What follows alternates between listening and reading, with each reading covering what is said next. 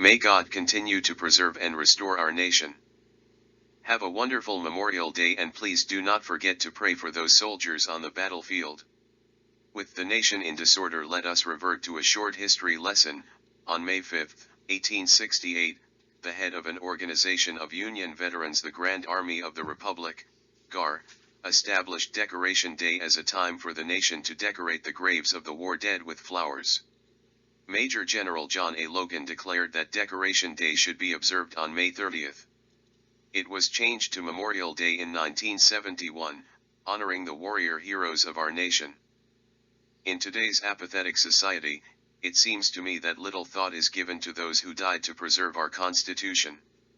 Their blood was shed to preserve us from autocracies and monarchies, so the patriot composers included in the Declaration of Independence this pertinent paragraph, and because forgotten history is often repeated, I encourage you to read the plain text and share it with your children.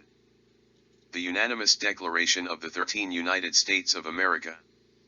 When in the course of human events, it becomes necessary for one people to dissolve the political bands which have connected them with another, and to assume among the powers of the earth, the separate and equal station to which the laws of nature and of nature's God entitle them, a decent respect to the opinions of mankind requires that they should declare the causes which impel them to the separation.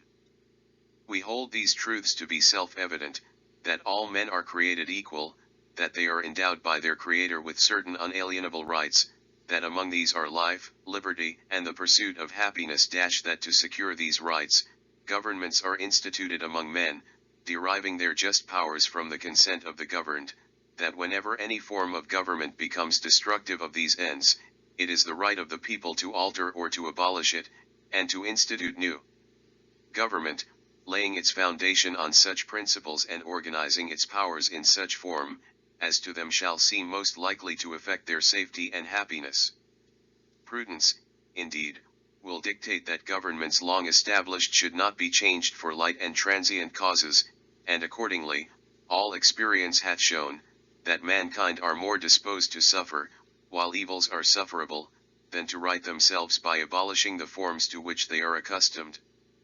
But when a long train of abuses and usurpations, pursuing invariably the same object, evinces a design to reduce them under absolute despotism, it is their right, it is their duty, to throw off such government, and to provide new guards for their future security. Such has been the patient sufferance of these colonies, and such is now the necessity which constrains them to alter their former systems of government. The history of the present King of Great Britain is a history of repeated injuries and usurpations, all having in direct object the establishment of an absolute tyranny over these states. To prove this, let facts be submitted to a candid world. Now ask yourself, what have we allowed by our apathy?